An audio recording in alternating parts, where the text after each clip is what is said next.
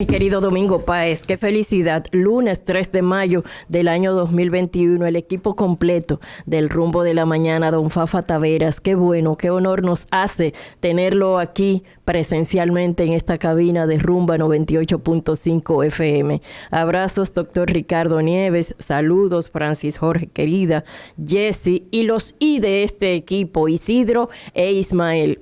Bienvenidos sean todos y todas a este espacio y a este comentario que día a día nos compromete con ustedes en la búsqueda de la verdad, la orientación y la información. Y justamente buscamos la verdad cuando reclamamos un hospital regional para el sur de la República Dominicana y sus 10 provincias.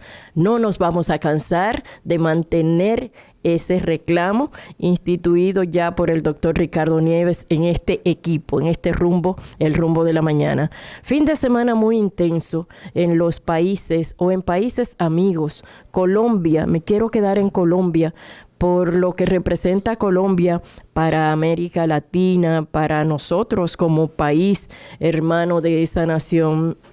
Sufrí bastante todo el fin de semana recibiendo información en forma directa y a través de los medios de comunicación de las situaciones de protesta que se dieron en distintas ciudades de Colombia, particularmente Cali, que se constituyó en una especie de terreno de nadie respecto a las protestas que llevó a cabo la población en rechazo a políticas públicas implementadas por el gobierno de Iván Duque y particularmente a intenciones que parecen constituirse en una especie de espejo para otros países del área, y República Dominicana no es la excepción. Me estoy refiriendo a la protesta generada en Colombia por la decisión del presidente Iván Duque de introducir una reforma fiscal en torno a la cual obviamente los gobiernos tienen algún compromiso, porque lo que ha acontecido en el último año y medio a partir de la incidencia del COVID-19 obliga a replantearse políticas, y es verdad, y tienen todo el derecho de hacerlo, es natural. Pero óyeme, el replanteamiento de las políticas públicas tiene que estar vinculada a la intención de favorecer al colectivo, no de perjudicarlo. Y una reforma fiscal, quiérase o no, tiene que tratar aspectos que inciden en forma muy directa en la mayoría del colectivo social. En este caso, en República Dominicana, nosotros creemos también que se va a producir una reforma fiscal que tiene que producirse. De hecho, aquí hay un acuerdo de hace más de 10 años discutiendo la posibilidad de una reforma fiscal y todavía no se ponen de acuerdo en torno a cuál debe ser el enfoque que deba tener esa reforma fiscal. ¿Y usted sabe por qué? Porque hay tantas distorsiones en la economía dominicana que es muy difícil hacer frente a los intereses que se están beneficiando de esas distorsiones, y estamos pensando en el gran capital. El gran capital se beneficia de una manera extraordinaria de las distorsiones que presenta la economía dominicana y particularmente de esas exenciones que el legislador comprometido crea las exenciones para favorecer a grupos vulnerables, a grupos que no tienen acceso a la producción y a la reproducción del capital activo. No, pero aquí no. En República Dominicana las exenciones favorecen particularmente al gran capital. Y eso no lo estoy diciendo yo no estoy inventándome nada, ni estoy descubriendo el agua fría. Están ahí los números, está ahí el mecanismo o los mecanismos que históricamente se han utilizado. Y está bien, el sector productivo hay que mantenerlo en una dinámica que garantice la creación de empleo, pero eso es lo malo. Cuando nosotros pasamos balance a la realidad económica de la República Dominicana, ¿de qué nos damos cuenta? De que el Estado se ha constituido en el principal empleador de la República Dominicana.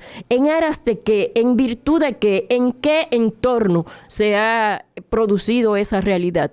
Bueno, el Estado es el principal empleador en la República Dominicana porque sencillamente las exenciones, los estímulos, los incentivos incentivos que se ha venido dando al sector productivo laboral desde hace muchísimo tiempo, eso no es de ahora. Recordemos la ley de inversión extranjera, recordemos la ley que facilitó la instalación del Parque Industrial de Herrera, la 299, ley de incentivo industrial, muchísimas leyes tendentes a fortalecer y a impulsar el sector productivo privado. Pero ¿con qué objetivo ha sido eso? Con el objetivo de la creación de empleos, de la creación de mejores condiciones para que la gente pueda acceder y mantenerse en él. Pero esto aquí no se ha producido.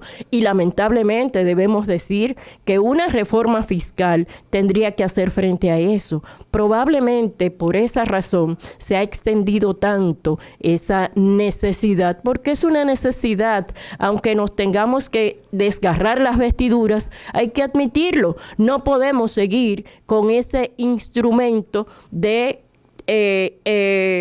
impuestos, con esos instrumentos no definidos en medio de una economía que está atravesando por una crisis generada por una situación sanitaria que ha afectado al mundo entero. Entonces, si nosotros nos ponemos a vernos en el espejo de Colombia, por ejemplo, tendríamos que llegar a la conclusión de que el gobierno que encabeza el Partido Revolucionario Moderno y su presidente, Luis Abinader, están en una situación bastante difícil, porque está la necesidad de crear o de implementar esas reformas, pero ojo, atención. Y lo hemos dicho antes, cuando los de abajo se mueven, los altares se caen los santos se caen del altar. ¿Y por qué decimos esto? Bueno, ahí tenemos ya una muestra. Lo ocurrido en Colombia es bastante revelador de la actitud en la que estamos los ciudadanos del mundo frente al manejo público de los fondos que han hecho los distintos gobiernos. Y fíjese usted que en Colombia, en los últimos tiempos, después de haber pasado el tema de las guerrillas, después de las confrontaciones, en Colombia no se habla de confrontación social por temas de corrupción. No es que no exista, probablemente exista, pero al nivel en que se produce en la República Dominicana, bueno, yo creo que al nivel que se produce en la República Dominicana probablemente en ningún otro país se produzca. No es que no haya, es que el nivel es demasiado descarado lo que ocurre en República Dominicana. Entonces, fíjese usted y haga todo este vínculo. Una sociedad que está irritada frente a los niveles de corrupción que se han venido denunciando y no de ahora. Porque ¿desde cuándo estamos hablando de corrupción administrativa? ¿Es de ahora? No. Recordemos, y yo quiero recitarlo, y digo recitarlo porque ya lo he dicho antes, en el 1996, cuando Leonel Fernández y el Partido de la Liberación Dominicana llegan por primera vez al poder, ustedes recuerdan el discurso del hoy expresidente de la República, Leonel Fernández, respecto a la corrupción. Hablaba de que la corrupción se llevaba en sus bolsillos unos 30 millones. Hablaba de 30 millones, fíjese usted. 30 millones en ese momento. 20 años después, esos 30 millones se han duplicado, se han triplicado, se han elevado a la enésima potencia. Y los montos de corrupción de los que se habla en la República Dominicana realmente no tienen límite. Frente a esa situación y con una sociedad crispada justamente por ese tipo de prácticas públicas que no ha sido exclusiva, y hay que decirlo, no ha sido exclusiva del gobierno de Danilo Medina, que es el que ahora sale del poder y frente al cual la población se crispa y demanda acción. No, la administración pública de los últimos años en la República Dominicana ha sido tristemente traidora a la confianza que le ha depositado la gente. Pensémoslo.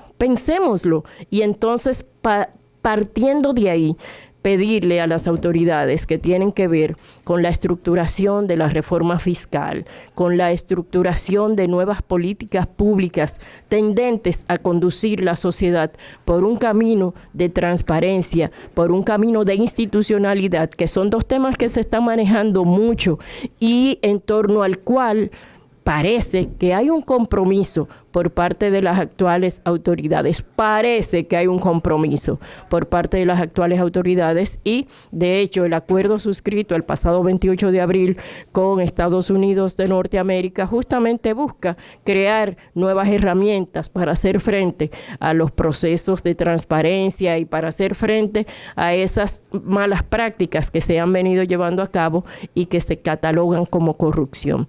Está interesante, pero hay que pensar si ciertamente la reforma fiscal va a propiciar una